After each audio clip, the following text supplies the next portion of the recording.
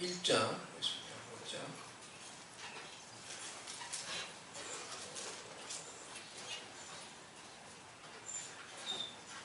1장 1절에서 우리 13절까지 말씀 보도록 하겠습니다. 요한복음 1장 1절에서 우리 13절까지입니다. 제가 한글로 읽도록 하겠습니다. 영어 자막은 캡션 자막에 스크린을 보시기 바랍니다. 태초에 말씀이 계시니라. 이 말씀이 하나님과 함께 계셨으니 이 말씀은 곧 하나님이시니라. 그가 태초에 하나님과 함께 계셨고 만물이 그로 말미암아 지은 바 되었으니 지은 것이 하나도 그가 없이는 된 것이 없느니라. 그 안에 생명이 있었으니 이 생명은 사람들의 빛이라. 빛이 어둠에 비치되 어둠이 깨닫지 못하더라. 하나님께로부터 보내심을 받은 사람이 있으니 그의 이름은 요한이라. 그가 증언하러 왔으니 곧 빛에 대하여 증언하고 모든 사람이 자기로 말미암아 믿게 하려 함이라. 그는 이 빛이 아니요 이 빛에 대하여 증언하러 온 자라. 참빛 곧 세상에 와서 각 사람에게 비추는 빛이 있었나니 그가 세상에 계셨으며 세상은 그로 말미암아 지은 바 되었으되 세상이 그를 알지 못하였고 자기 땅에 오매 자기 백성이 영접하지 아니하였으나 영접하는 자 곧 그 이름을 믿는 자들에게는 하나님의 자녀가 되는 권세를 주셨으니 이는 혈통으로나 육정으로나 사람의 뜻으로 나지 아니하고 오직 하나님께로부터 난 자들이니라. 아멘. 요한복음을 가지고 강의 설교를 해보려고 합니다. 강의 설교를 제가 잘 못하는데 강의 설교를 꾸준히 하는 게 쉽지가 않은 것 같아요. 이게 노력이 필요한데 강의 설교를 이제 한번 해보려고 좀 생각을 합니다. 이 올 한 해 우리가 올 한 해 표어를 제가 우리가 이 송구 영신 때 나눴던 말씀 시편 112편 말씀을 가지고 여호와의 말씀을 크게 즐거워하는 공동체, 여호와의 말씀을 크게 즐거워하는 한 해가 되자. 그래서 그런 이제 표어를 이제 정했습니다. 무엇보다도 여러 가지 우리가 일들을 많이 해야 되지만은 하나님의 말씀을 우리 모두가 우리 자녀들, 우리 성도님들 우리 모두가 하나님의 말씀을 정말 귀히 여기고 그 말씀을 깊이 대하고 그래서 그 말씀으로 인해 기뻐하고 즐거워할 수 있는 그래서 말씀의 은혜 속에서 이렇게 정말 말씀을 가까이 대하며 살아갈 수 있는 그런 한 해가 되면 좋겠다라는 게 제 마음입니다. 바람입니다. 그래서 그렇게 이제 표어를 정했고요. 그래서 말씀도 설교도 좀 이제 그렇게 해보려고 생각을 합니다. 그래서 강의 설교를 통해서 말씀을 따라 그냥 본문을 따라 쭉 그냥 계속 이제 설교를 하는 거죠. 그래서 강의 설교를 하면은 뭐 장단점이 다 있는 거예요. 저는 주로 주제 설교를 사실은 좀 선호하는 것 같아요. 제 스타일이니까. 그렇습니다. 주제 설교를 좀 좋아하고 요즘엔 또 그래서 주제 시리즈 설교 이런 설교를 많이 하죠. 목사님들이. 그래서 또 주제를 가지고 쭉 이렇게 하는 그런 설교. 그런 설교가 이제 때로는 우리한테 되게 이제 프랙티컬하고 또 이제 우리의 어떤 그 중요한 부분을 다룰 수 있기 때문에 집중적으로 그런 설교도 필요하고요. 강의 설교는 말씀을 따라 이제 쭉 설교를 하는 거예요. 그러니까 설교자가 본문을 자기가 선택하는 게 아니에요. 그냥 말씀을 따라 쭉 선택을 하기 때문에 본문에서 말하고자 하는 것이 무엇인지, 본문을 통해 하나님이 우리에게 주시고자 하는 것이 무엇인지 설교자도 그러한 마음으로 말씀을 읽고 연구하고 묵상하며 그렇게 준비해서 이제 하는 게 이제 강의의 설교라고 할 수가 있죠. 그렇기 때문에 사실은 설교자에게도 되게 좋은 이제 도전이 되고 또 이제 준비가 될 수 있습니다. 그래서 내가 뭐를 선택하는 게 아니라 어째 보면은 이렇게 쭉 순서를 따라 거기서 하나님이 우리에게 주시는 그런 은혜, 말씀이 무엇인가? 정말 말씀 중심으로 하나님 말씀을 볼 수 있는 게 또 강의 설교의 이제 장점이라고 할 수가 있습니다. 그래서 강의 설교를 이제 해 보려고 합니다. 그래서 오늘 그래서 요한복음을 이제 요한복음이 우리한테 좀 제일 맞지 않을까 싶어서 요한복음을 말씀을 좀 나누려고 합니다. 오늘 읽었던 이 말씀을 가지고 본문을 가지고 오늘 말씀을 나누도록 하겠습니다. 요한복음은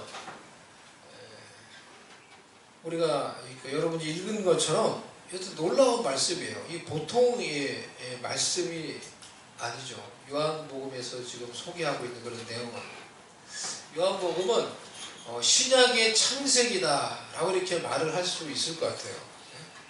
창세기 1장 1절이 어떻게 시작됩니까?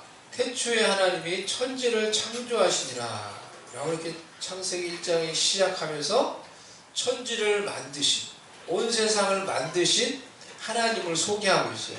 근데 요한복음 1장 1절은 그 태초를 말하고 있는 거예요. 그 창세기 1장 1절에서 말하고 있는 그 태초에 말씀이 계시니라 라고 이렇게 소개를 하고 있는 거예요. 요한이 의도적으로 창세기에서 사용했던 그 태초라는 그런 말을 그대로 요한복음 1장 1절에서 사용하고 있는 거예요. 그래서 이 요한복음을 읽을 때 구약을 알고 있는 모든 사람들은, 모든 유대인들은 당연히 창세기 1장 1절이 떠오르는 거죠. 비슷하게 병행구와 같은 그런 비슷한, 어디서 많이 본 듯한 그런 구절을 가지고 시작하는 거예요. 창세기 1장 1절에 태초에 하나님이 천지를 창조하시니라 라고 말을 했는데, 태초에 말씀이 계시니라 라고 이렇게 소개를 하고 있는 거예요. 그 말씀이 하나님과 함께 계셨고 그 말씀이 곧 하나님이시니라 라고 이렇게 소개를 하고 있는 거예요. 그래서 창세기 1장 1절에서 말하는 그 태초부터 말씀으로 성부 하나님과 함께 계시며 함께 천지를 창조하신 성자 하나님, 예수님을 소개하고 있는 거예요. 그래서 창세기 1장 1절이 하나님을 알 수 있는 이 믿음의 문을 여는 시작이라고 말을 할 수 있다고 하면요, 창세기 1장 1절을 우리가 믿으면은 하나님과 그분이 우리에게 보여주시는 믿음의 세계가 무엇인지 우리가 알 수 있게 돼요. 이 창세기 1장 1절 태초에 하나님이 천지를 창조하시나 라는 말을 우리가 믿음으로 믿고 받아들일 수 있으면, 또 요한복음 1장 1절은 바로 예수님을 바로 알고 믿을 수 있게 하는, 예수님과의 이 관계의 문을 열게 하는 시작이라고 말을 할 수가 있는 것입니다. 이 세상의 대부분의 사람들이 이제는 예수님에 대해서 어느 정도 알고 들어보았습니다. 이 지구에 살고 있는 아주 이 무슨 극한의 어떤 이 아주 오지에 살고 있지 않은 이상은 요즘 같은 글로벌 시대에 대부분의 사람들이 이제 예수님, 예수 하면은 Jesus 하면은 어느 정도 한 번 이상은 이 예수님에 대해서 알고 들어본 거예요. 그래서 심지어 무슬림들을 만나서 우리가 이 전도하기 위해서 이 복음적인 이런 대화, 그런 대화를 나누면은 무슬림들도 그렇게 이야기를 해요. 자기들도 예수를 안다 이렇게 얘기한단 말이에요. 대번 나오는 반응이에요. I know Jesus, Jesus.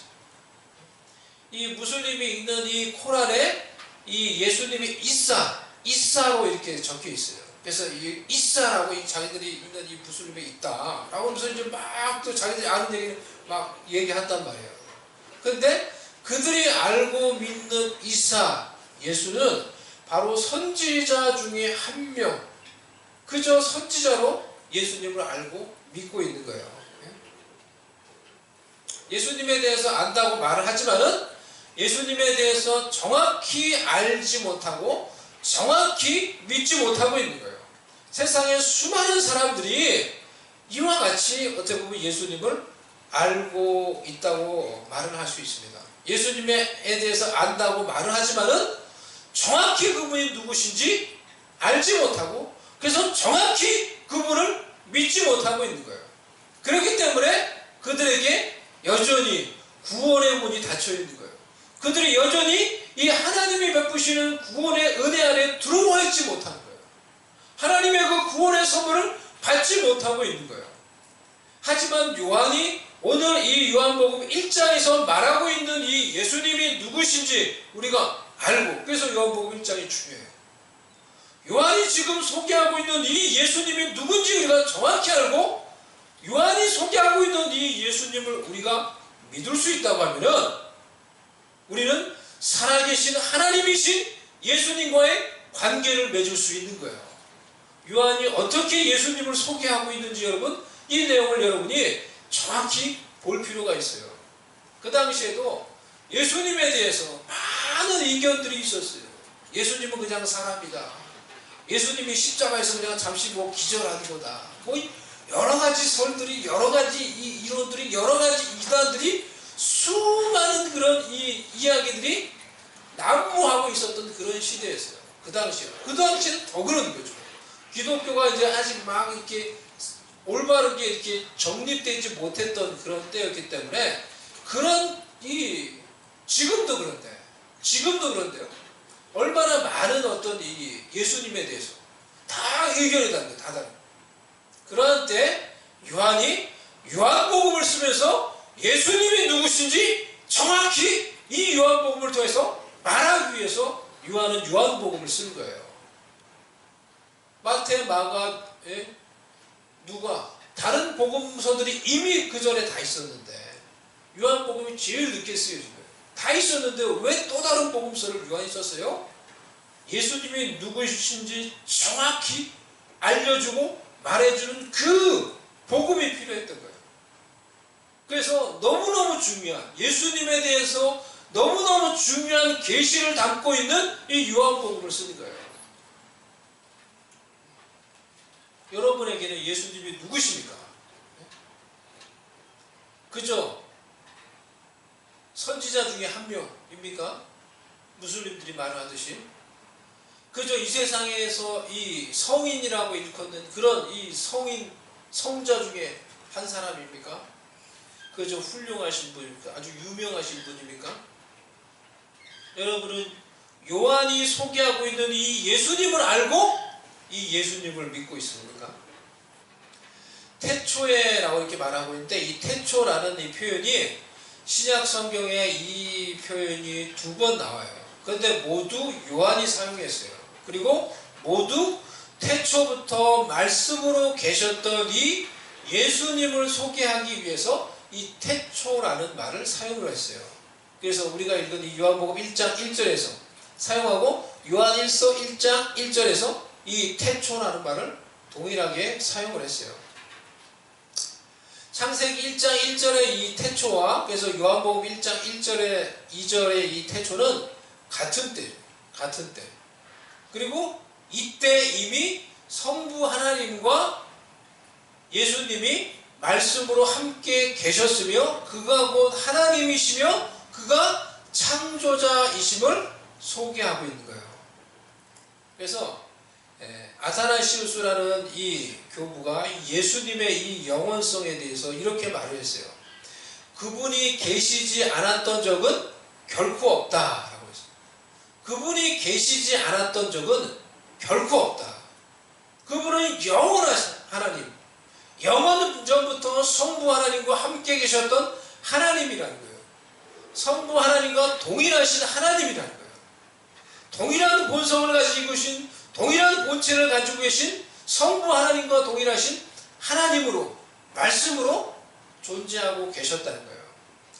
이런 영원하신 하나님이 우리를 위해 이 땅에 오셨다는 것이, 우리를 위해 이 땅에 오셔서 우리 죄를 위해서 십자가에서 죽고 다시 부활하셨다는 것이, 그리고 성령님을 통하여, 그리고 그의 영을 통하여 우리의 마음에 다시 찾아오셨다고 하는 것이 우리의 마음을 기쁘게 하는 거예요. 우리의 마음을 얼마나 그것이, 우리가 그것을 생각할 때 얼마나 그것이 우리의 마음을 기쁘게 합니까? 우리가 저와 여러분이 예수님을 믿으면은, 그래서 예수님에 대해서 실제적으로 우리가 잘 알고 이렇게 생각을 해볼 때 이러한 사실이 우리의 마음을 얼마나 기쁘게 해요. 여러분 생각을 해보세요. 기쁘지 않나요? 이것을 생각할 때 마음이 설레지 않나요? 다른 걸로 해서 지금 제 나이에 어떤 다른 걸로 뭐 어떤 설레고 뭐 그런 거는 모르겠습니다. 또 설레는 일이 있을 수 있겠죠. 근데 신앙 안에서 생각할 때, 이 예수님을 생각할 때 그 마음속에 생기는 설레이는 기쁨이 있어요. 예수님이 너무 놀라우신 거예요. 예수님이. 이 놀라우신 영원하신 하나님이 나를 위해서 죽으시고 나를 위해서 다시 살아나시고 그리고 내 마음속에 다시 찾아오셨어요. 성령님을 통하여 그의 그리스도의 영이신 성령님을 통하여 또 그의 영을 통하여 내 마음속에 가까이 찾아와 계신 거예요. 그것을 생각할 때 우리의 마음이 기쁘고 설레는 것입니다. 이런 놀라운 하나님이시며 창조자이시며 구원자이신 예수님을 요한이 우리에게 소개하고 있는 거예요. 그래서 우리의 시선이 우리의 연약하고 허물 많고 부족한 늘 우리 자신에게 향하는 것이 아니라 늘 연약하고 소망이 없는 우리 자신과 세상을 향하는 것이 아니라 우리의 시선이 이 놀라우신 하나님, 우리를 찾아오신 이 놀라우신 하나님 구원자, 이 예수 그리스도를 소개하며 그분께 향하도록 우리에게 그분을 말하며 우리에게 소개해주고 있는 것입니다. 놀라우신 창조자, 구원자, 하나님이 당신을 찾아왔으니, 여러분을 찾아왔으니 그분을 바라보라는 거예요. 그 하나님을 바라보라는 거예요. 광야에서 장대에 높이 달린 이 장대 위에 높이 달린 이 노뱀을 바라봤을 때 이스라엘 백성들이 불뱀에 물려서 죽여가고 있었을 때 이 장대에 높이 달린 그 노뱀, 이스라엘 백성들이 뭐 200만이었다고 하면은 그 많은 사람들이 그 장대에 높이 달린 그 노뱀을 봐야 돼요. 그러니까 그거를 얼마나 높게 달았겠어요? 엄청 높게 달았겠죠? 그래야지 멀리서도 많은 사람들이 다 볼 수가 있었을 거 아니에요. 그 장대에 높이 달린 그 노뱀을 바라보는 자마다 다 치유받고 구원받았어요. 다 치유받고 다 회복받았어요. 그와 같이 하나님이신 그분이 우리의 구원자가 되어서 이 땅에 오셔서 십자가에 죽고 다시 부활하셨어요. 그 놀라우신 십자가에 달리신 그 우리의 구원자 예수님을 바라보는 자마다 구원을 얻게 되는 것입니다. 그 예수님을 바라보는 자마다. 그래서 누구든지 이 십자가의 소식을 듣고 이 십자가에 높이 달려서 누구든지 다 볼 수 있도록 이 예수님의 소식이 온 세상에 얼마나 많이 전파되었습니까? 그 십자가에 높이 달린 그 예수를 누구든지 바라보면은 치유받고 회복받고 구원을 받게 되는 것입니다. 요한은 9절에서 예수님을 참빛 세상에 와서 각 사람에게 비추는 빛이라고 소개를 하고 있어요. 이 말씀을 여러분 보세요. 참 우리에게 놀라운 계시를 말을 해주고 있어요. 9절 말씀. 참빛 곧 세상에 와서 각 사람에게 비추는 빛이 있었나니 누굽니까? 예수님이죠. 예수님이 참 빛이라는 거예요. 근데 그 빛이 세상에 와서 어떻게 해요? 각 사람에게 빛을 비추고 있다라는 거예요. 단순히 예수님을 믿는 우리에게만 빛을 비추는 것이 아니라 예수님이 이 세상에 오셔서 참빛이신 예수님이 모든 사람에게 빛을 비추고 있다라는 거예요. 그것을 말을 해주고 있는 거예요. 지금 9절 말씀이. 참으로 놀라운 말씀이죠. 그래서 이것을 이제 교리적으로 설명하면은 어떤 일반 계시의 어떤 한 부분이다라고 이렇게 이제 말을 할 수 있는 거예요. 모든 사람들. 예수님이 단순히 우리에게만 빛을 비추고 있는 게 아니라는 거예요. 참빛이신 예수님이 지금 모든 사람에게 그들의 마음 가운데, 그들의 양심 가운데, 그들의 삶 가운데 참빛이신 예수님이 빛을 비추고 있다는 거예요. 놀랍지 않나요? 이 사실이, 이 말씀이 우리가 사람들에게 다가가서 예수님에 대해서 말해주고 전해줄 수 있는 그런 용기와 자신감을 갖게 만들어요. 왜요? 이미 예수님이 그들에게 빛을 비추고 있기 때문에. 그래서 나중에 그들이 만왕의 왕이신 그 예수님을 대면하여 만났을 때 아무도 핑계대지 못할 거예요. 그리고 아무도 핑계대지 못한다 그랬어요. 예수님이 이미 모든 사람들의 마음속에 빛을 비추고 있다는 거예요. 계시의 빛을 비추고 있다는 거예요. 그 말씀이 우리에게, 그러니까 여러분 그것을 알고 사람들에게 다가갈 때 용기 있게 자신 있게 예수에 대해서 여러분 말할 수 있어야 돼요. So we can tell about Jesus to others. Only Jesus shine the light to others. Every person in this world. 모든 사람에게 빛을 비추고 있는 거예요. 그래서 전도는 예수님이 비추고 있는 그 사람들에게 있는 그 빛을 비추고 있는 그분이 누구신지, 그들에게 알게 모르게 빛을 비추고 있는 예수님이 누구신지 그들이 알 수 있도록 도와주는 거예요. 우리가 영적으로 이미 빛을 비추고 있는 그 예수님이 누구인지 알 수 있도록 우리가 그들에게 말해주고 도와주는 거예요.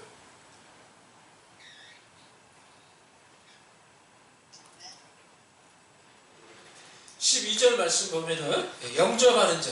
그런데 사람들이 참 안타까운 것이 이 빛을 비추고 있으나 사람들은 어떻게 한다 그랬어요? 자기 백성이 영접하지 아니하였으나 사람들이 영접하지 않는다 했어요.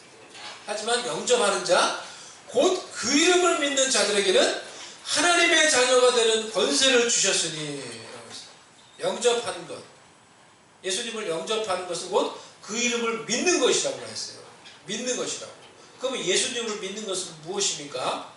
요한이 믿는다라는 이 동사는, 이 믿는다라는 말을 요한복음에서 엄청 많이 썼는데요. 이 피스테오라는 동사예요. 피스테오라는 동사를 에이스라는 이 전치사와 함께 썼어요. 피스테오 에이스라는 이 말을 요한복음에서만 36번 썼어요. 그래서 요한복음의 주제는 바로 믿음이라고 할 수가 있어요. 그것만큼 믿음에 대해서, 믿는 것이 무엇인지 요한이 계속 강조를 하고 있는 거예요. 그래서 피스테오 에이스라는 말을 계속해서 36번이나 이렇게 사용을 하고 있는데, 이 에이스라는 이 전치사는 두 가지 의미를 가지고 있어요. 전치사예요. 전치사인데 영어로 따지면은 첫 번째 into, in이라는 의미예요. into, in. 그래서 어디 안으로 이라는 의미를 가지고 있어요. 그리고 또 어디를 향하여 라는 의미가 있어요. for, toward, for, on 이런 의미를 가지고 있어요. 그래서 피스테오 에이스라고 이렇게 믿는다라고 말할 때, 믿는다는 것은 첫 번째 예수님이 행하신 일, 예수님과 그분이 행하신 일, 그리고 그의 복음을 내가 내 마음 안으로 믿음으로 받아들이는 거예요. 그것이 믿는 거예요. 내 마음속에 예수님과 그분이 행하신 일, 그의 복음을 내 마음속에 받아들이는 거예요.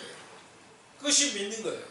그래서 우리가 believe in 이렇게 말하죠. 영어에서 believe in Jesus 이렇게 말하죠. 예수님과 그의 행하신 그의 복음을 내 마음속에 받아들이는 거예요. 그리고 믿는다는 것은 두 번째로 그를 향하여 믿는 거예요. Believe for Jesus, believe toward Jesus. 그분을 바라보며 그분을 향하여 믿는 거예요. 그분이 어떤 분이신지, 그분을 바라보며 그분이 어떤 분이신지 정확히 알고 믿는 거예요. 그분이 하시는 말씀을 믿으며 그분을 향하여 믿으며 그분을 향하여 우리 자신을 위탁하며 드리며 맡기며 믿는 거예요.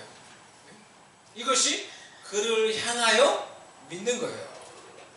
하지만 현대 많은 사람들은 믿는다라고 말을 할 때도 오직 자신만을 위하여 믿는 경우가 우리가 많이 있습니다. Believe for me, for us.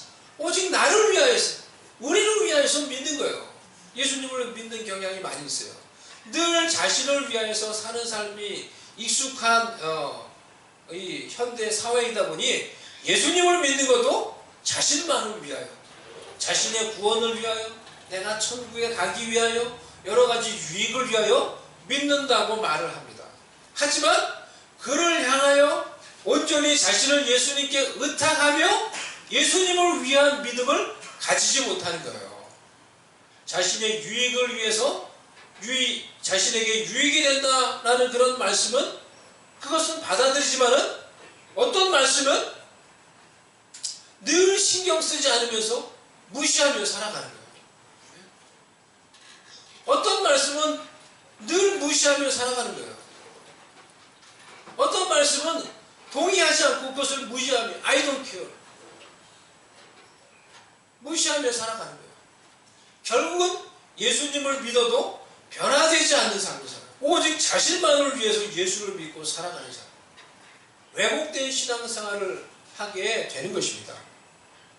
믿음은 예수님과 그의 말씀을 내 마음에 받아들이는 것이면서 그분을 향한 믿음으로 그분이 성자 하나님과 구원자 되심을 믿으며 그분께 우리의 삶을 바쳐 드리는 것이에요. 그분께 우리의 삶을 기꺼이 바쳐 드리는 거예요. 믿음 속에는 이런 헌신과 제자도의 의미가 담겨져 있는 것입니다. 우리가 이것을 알 때 믿음 안에 이런 헌신, 이런 의탁, 이런 제자도의 의미가 담겨져 있다는 것을 알 때 복음서에 나오는 예수님의 말씀이 왜 그토록 믿는 자에게 극단적인 헌신과 어떤 결단을 요구하는지 이해할 수 있는 것입니다. 하지만 개인주의적인 이 현대 사회 속에서 기독교는 점점 그런 개인주의적인 성향 안에서 복음을 변질시키려고 하는 그런 일들이 일어나는 것 같습니다. 그래서 구원받는 믿음과 예수님의 제자가 되는 것을 구분하려고 해요.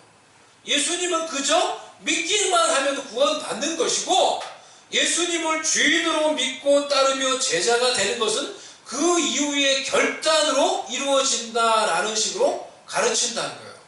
이것이 여러분 미국 기독교 사회의 복음주의 안에서 팽배해 있는 이론이라는 거예요. 제가 말하는 이 말씀이에요, 여러분. 이게 다른 소리가 아니라 미국 기독교 사회의 복음주의 안에서 팽배해 있는 이론이에요. 제가 얘기하는 게 뭔지 아세요? 지금 뭘 얘기했는지 아세요? 그저 예수 믿으면 구원받아 내가. 그리고 그 다음에 예수님의 제자가 되고 예수님을 주인으로 믿고 모시는 것은 그 이후에 결단으로 이루어진다는 거예요. 그 이후에 우리가 결단, 구원은 일단은 받고 그 다음에 주인으로 모시고 그 다음에 제자 되는 것은 결단, 나중에 결단해서 이제 이루어진다는 거예요.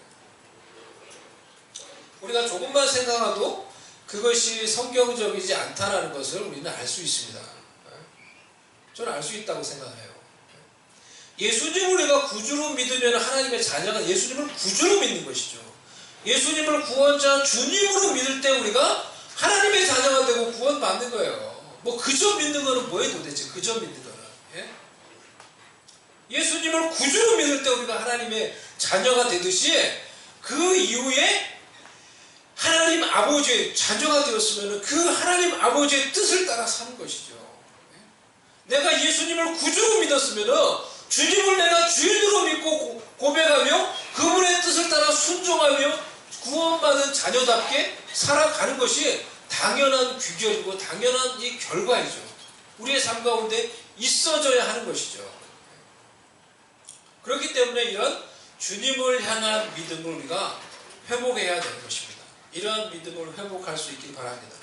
주님이 어떤 분이신지 알면은 그분께 나와 그분을 향해 내가 믿음을 고백하며 그분께 나의 삶을 의탁하는 것이 전혀 아깝지 않고 전혀 손해보는 것이 아니며 결코 후회할 일이 아니라는 것을 우리가 알 수가 있습니다.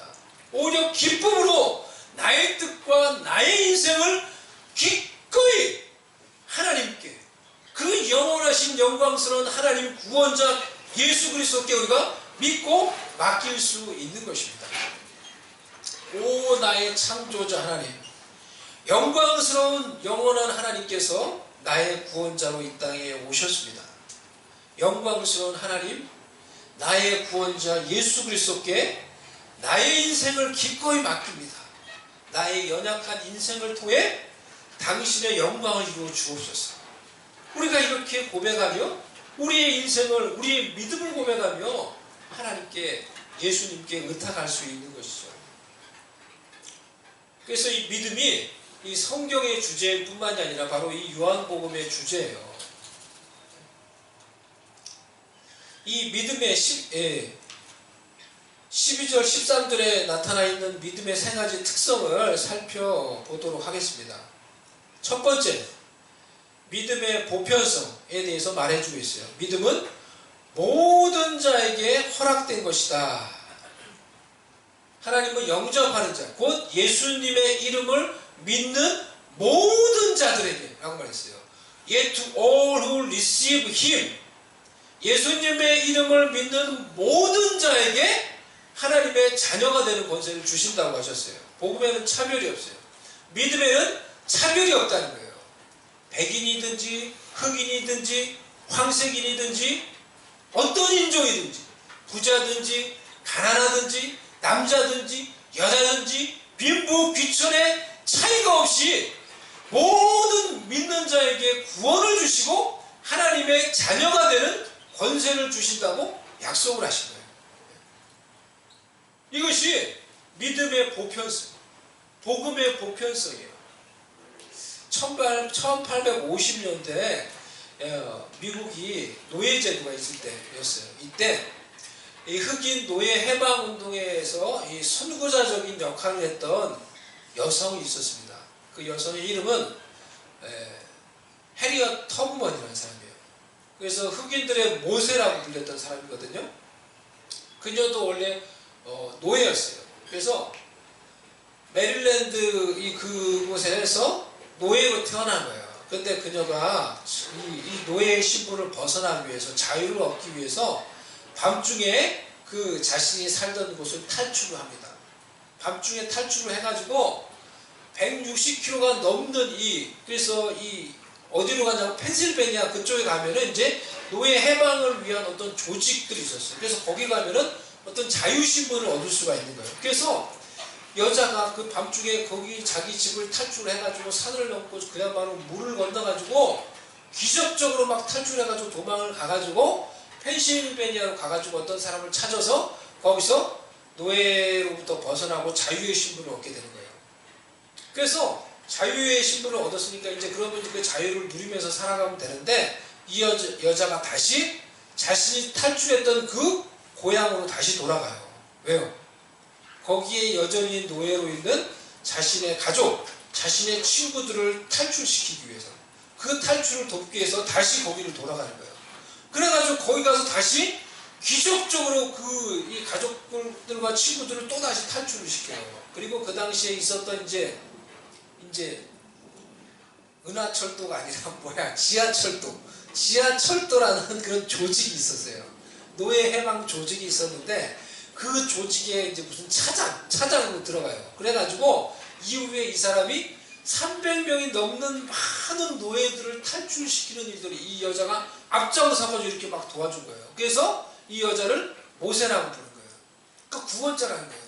구원자. 흑인들의 모세라고 이렇게 불렸던 그런 여자예요. 그래서 이 해리엇이라는 영화가 나왔거든요. 얼마 전에. 제가 그래서 이 간략한 줄거리 소개하는 영상을 봤거든요. 그 영상을 조금 봤는데 그 영화 장면 가운데 이런 장면이 있어요. 이 여자가 그래서 막 고통을 당하잖아요. 이 자유를 달라니까 주인이 자유를 절대 안 주지. 너는 평생 너와 너의 모든 후손은 내 노예야. 뭐 이렇게 얘기하고 절대 이제 뭐 못하게 하는 거예요. 그럼 막 고난 가운데 그러고 있는데 해리엇이 그래서 막 하나님께 기도를 해요. 이 여자가 하나님 독실한 크리스천이었어요. 그래서 하나님께 막 어디에서 막 기도를 하니까 젊은 주인이 와가지고 너 뭐 하냐 물어봐요. 그러니까 내가 하나님께 기도한다고, 하나님께 도와달라고 기도한다고 그러니까 그 주인이 하는 말이 하나님은 흑인의 기도를 듣지 않는다. 하나님은 흑인의 기도를 듣지 않는다. 그리고 또 그 여자를 막 데리고 가요. 그러니까 그런 대사가 그 당시에 정말 그랬던 거예요. 그 당시에 그 차별과 그 당시에 그 어떤 이 편견, 그 당시에 사람들이 가지고 있었던 그런 생각, 그런 이것들을 잘 보여주고 있는 그런 이제 대목인 거예요. 이 해리엇 터브먼이 근데 여러분 우리가 지금 쓰는 $20 지폐의 새 모델이 됐어요. 그 뉴스를 제가 본 것 같아요. $20 이 모델을 바꿔가지고 지금 이 대통령이 해리엇 터브먼이 $20의 이제 새 모델이 돼요. 그래서 거기에 이제 찍힌다 하더라고요. 세상의 이런 역사는 이와 같이 우리가 살고 있는 이 세상 그리고 이 세상의 역사 속에는 이와 같이 수많은 차별과 수많은 편견과 수많은 유리천장과 보이지 않지만 그런 수많은 편견과 차별과 수많은 제약들이 이 세상과 이 세상의 역사 가운데 있어 왔던 거예요. 하지만 하나님은 우리에게 누구에게도 차별이 없는 복음, 누구에게도 차별이 없는 이 믿음을 제시해 주고 있는 거예요. 그래서 누구든지 믿으면 하나님의 자녀가 되는 권세를 주신다라고 말씀을 하시는 거예요. 그래서 이 복음을 받아들이면 누구든지 하나님의 자녀가 되고 새로워질 수 있고 변화되고 영광스러운 축복의 삶을 살 수 있는 특권을 주신다고 우리에게 말씀을 하는 거예요. 그러니 이 믿음을 여러분 가지시기 바랍니다. 이 믿음을 갖는 것이 우리에게 얼마나 놀라운 프리 기프트입니까? 얼마나 놀라운 이 하나님께서 주신 선물입니까? 그래서 하나님이 주신 이 믿음을 가지고 하나님의 자녀로서 영광스러운 삶, 축복스러운 그런 삶을 살아갈 수 있는 우리가 될 수 있기를 바랍니다. 두 번째로 믿음은 우리에게 엄청난 결과를 가져다 줍니다. 그것은 하나님의 자녀가 되는 권세를 얻는다 했어요. 믿으면, 누구든지 믿으면 하나님의 자녀가 되는 권세를 얻는다 했어요. 하나님의 자녀라고 말할 때 여기서 자녀라는 단어는 테크나라는 단어를 썼어요. 테크논이 단수이고 테크나가 이제 복수란 말이에요. 그래서 자녀, 자식, 아이들 뭐 이런 뜻을 가지고 있는 거예요. 예수님을 하나님의 아들이라고 표현할 때는 휘오스라는 단어를 썼어요. 요한이. 그래서 성자 하나님이신 하나님의 아들이신 예수님을 표현할 때는 휘오스라는 단어를 쓰고 예수님을 믿어서 우리가 하나님의 자녀가 될 때 이 자녀라는 단어를 쓸 때는 테크나라는 단어를 써서 이렇게 구별을 했어요. 우리가 예수님을 믿을 때 우리는 하나님의 자녀로 입양이 되는 것입니다. 우리가 예수님을 믿어서 하나님의 자녀가 되면은 하나님의 자녀는 자녀로서 놀라운 권세를 가지게 되는 거예요. 이 권세라는 단어는 엑수시아라는 단어예요. 엑수시아. 성경에서 많이 쓰이는 이 단어인데요. 성경에서 권세, 권능을 표현할 때 이 단어를 사용을 했습니다. 엑수시아가 성경에 사용된 용례를 몇 가지 제가 소개해 드리도록 하겠습니다. 마태복음 28장 18절 말씀. 예수께서 나와 말씀하여 이르시되 하늘과 땅의 모든 권세를 내게 주셨으니, 이때 예수님이 이 권세, 자기에게 있는 권세라고 말할 때 이게 엑수시아예요. 마태복음 9장 8절 말씀 우리 한번 읽어보겠습니다. 시작. 무리가 보고 두려워하며 이런 권능을 사람에게 주신 하나님께 영광을 돌리니라. 예수님이 병자를 고치니까 사람들이 이렇게 예수님께 말한 거예요. 이런 권능을 사람에게 주신, 이 권능이라는 단어가 여기서 엑수시아라는 이 단어예요. 로마서 13장 1절 말씀 읽어보세요. 시작. 각 사람은 위에 있는 권세들에게 복종하라. 권세는 하나님으로부터 나지 않음이 없나니 모든 권세는 다 하나님께서 정하신 바라.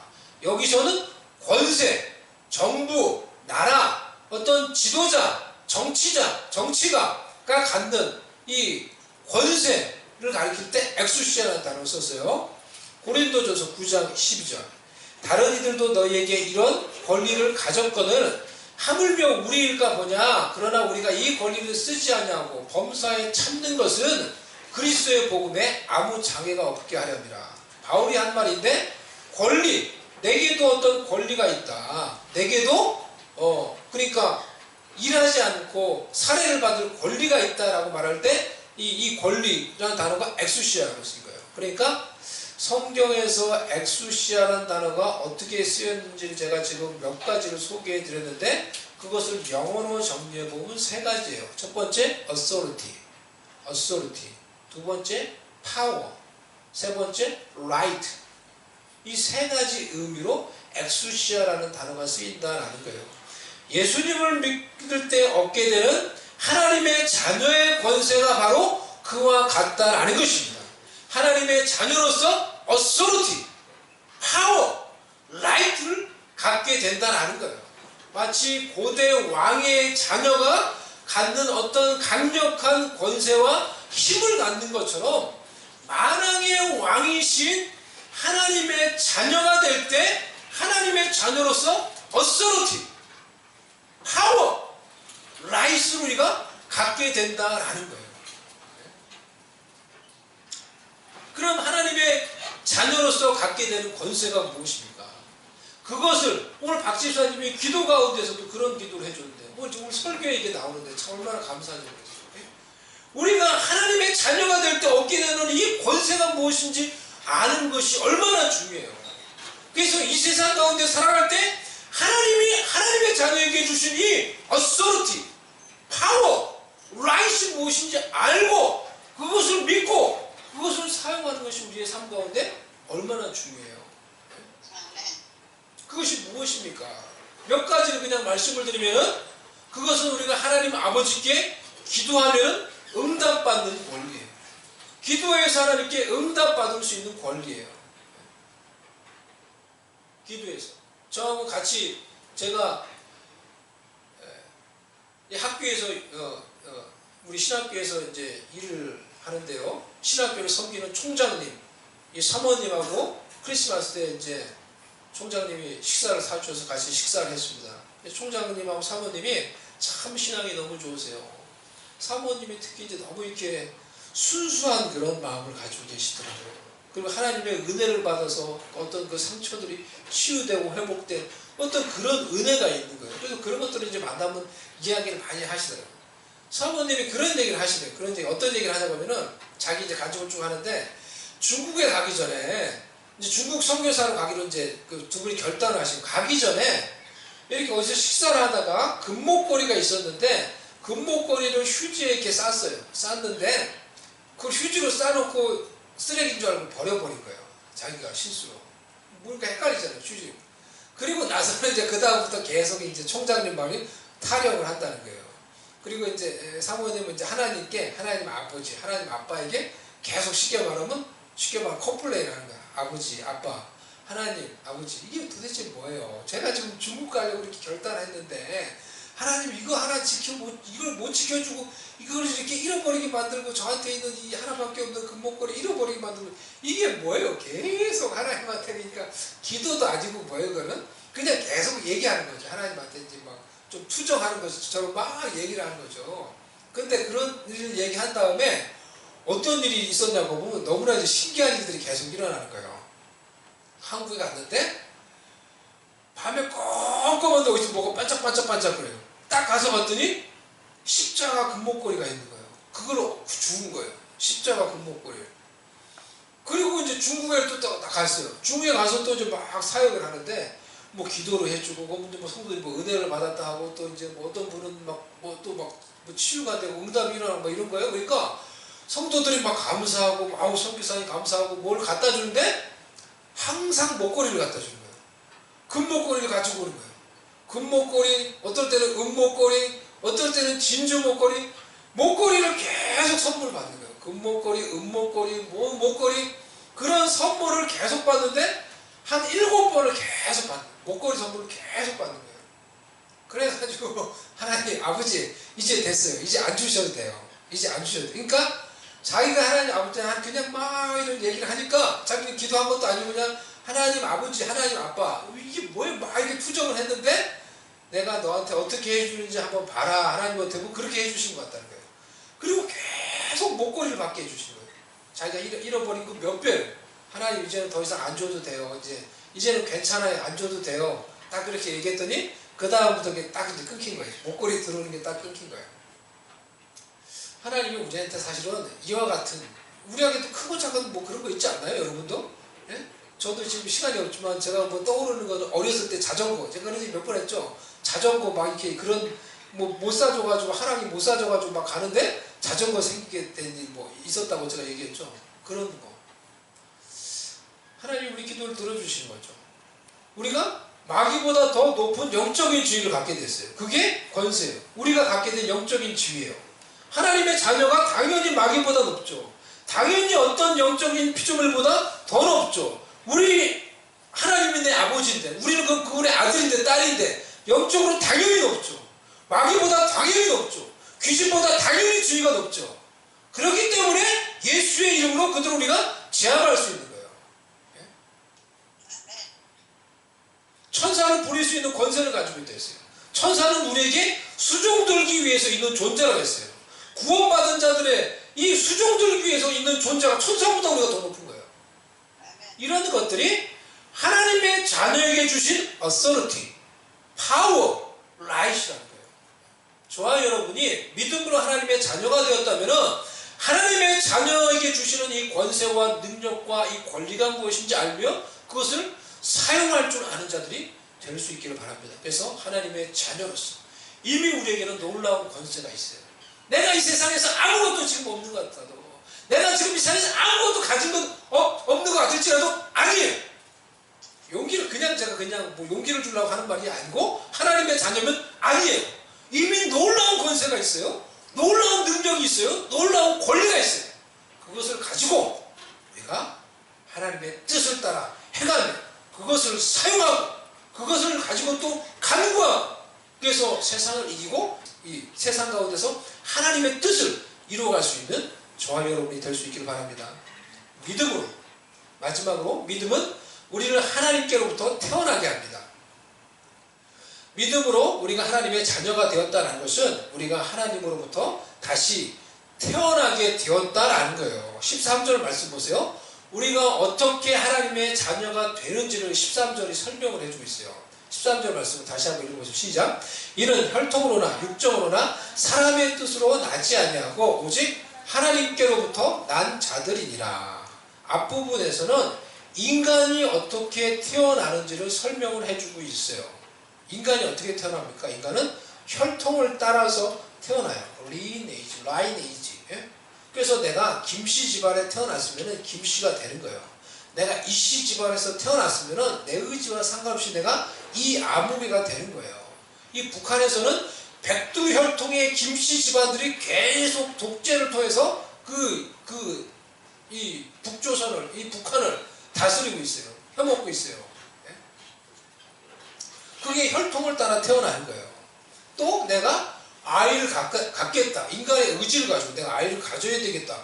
라고 의지를 갖고 계획을 해가지고 아이를 출산하는 경우도 있죠. 그리고 또 많은 경우에 내가 의도하지 않았는데 부부 관계를 통해서 그냥 내가 의도하지 않았는데 애기가 또 생기게 되는 경우도 얼마나 많이 있어요. 이와 같은 방법을 통해서 사람이 세상에 태어난다라는 거예요. 그런데 하나님의 자녀는 어떻게 태어난다는 거예요? 하나님의 자녀는 반드시 절대로 이와 같은 방법으로 태어나지 않는다는 거예요.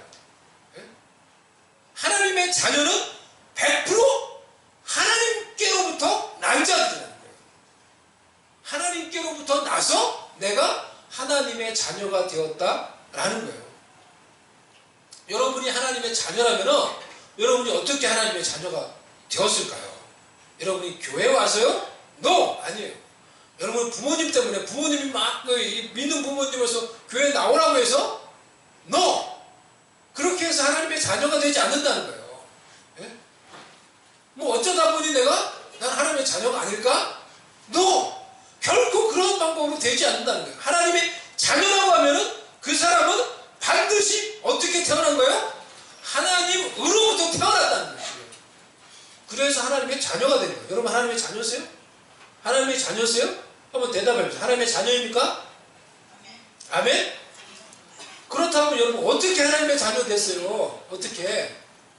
여러분이 하나님께로부터 태어났다는 거예요. 여러분이 부모님으로부터 태어나서 이 세상에 지금 인간으로 이렇게 살고 있는 것처럼 여러분이 하나님께로부터 영적으로 새로 태어났기 때문에 여러분 하나님의 자녀가 된 거예요.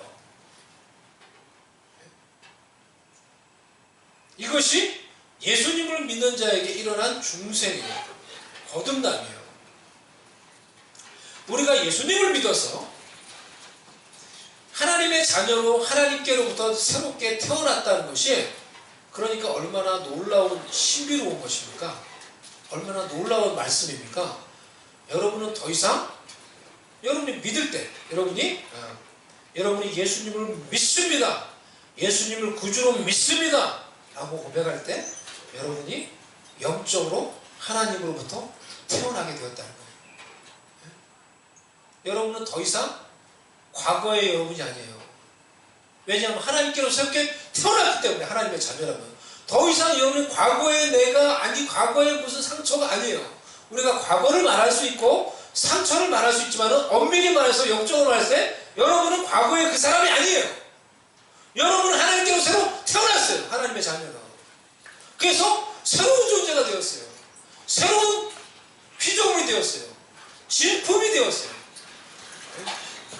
그래서 거룩한 자들이에요. 그래서 흠이 없는 자들이에요. 하나님의 자녀인데도 계속 자신을 부족하다고 생각하고 열등하고 가치없게 취급한다고 하면은 하나님께로부터 태어난 그 영적인 출생 자체를 폄하하는 거예요. 하나님께서 여러분을 태어나게 하셨는데 하나님께서 여러분을 낳으셨는데 그 자체를 여러분이 그 가치를 모르는 거예요. 하나님께로부터 난 자라는 것이 우리 크리스천의 새로운 아이덴티티라는 거예요. 그래서 미국에서 살면은 우리가 이런 말을 많이 묻고 또 대답을 하게 되죠. 우리가 이 피부색이 다르니까 우리한테 많이 물어보고 또 우리가 물어보게 돼요. 왜 알았어? 어디서 왔냐 너? 많이 물어보기도 하죠. 또 대답하기도 하고 우리가 예? 그러죠. 그럴 때 이렇게 말할 수 있는 거예요. 우리 크리스천들은 Where are you from? 하면은 Naturally I'm from South Korea. Naturally I'm from 어디 And spiritually I'm from God. Spiritually I'm from God. 정말로 하나님의 자녀는 영적으로 하나님께로부터 태어났기 때문에.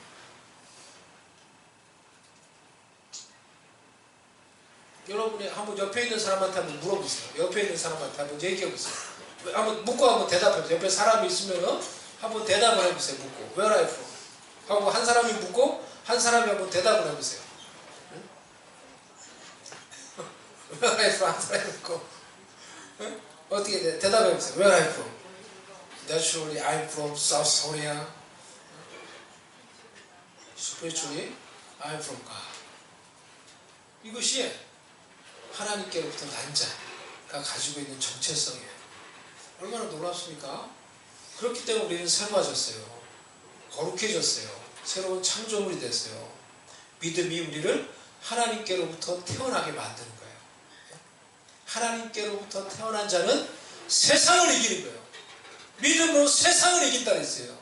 우리에게 오신 이 성자 하나님 예수 그리스도를 우리가 받아들이며 그분을 향한 믿음으로 우리가 이 하나님의 자녀가 되어서 세상을 이기며 하나님이 자녀에게 주신 이 능력과 권세와 권리를 가지고 이 세상 가운데서 하나님의 뜻을 이루며 하나님의 계획을 이루며 하나님의 복과 영광을 나타내며 누리며 살아갈 수 있는 저와 여러분이 될 수 있기를 바랍니다. 그런 자들 되길 주님의 이름으로 축복합니다.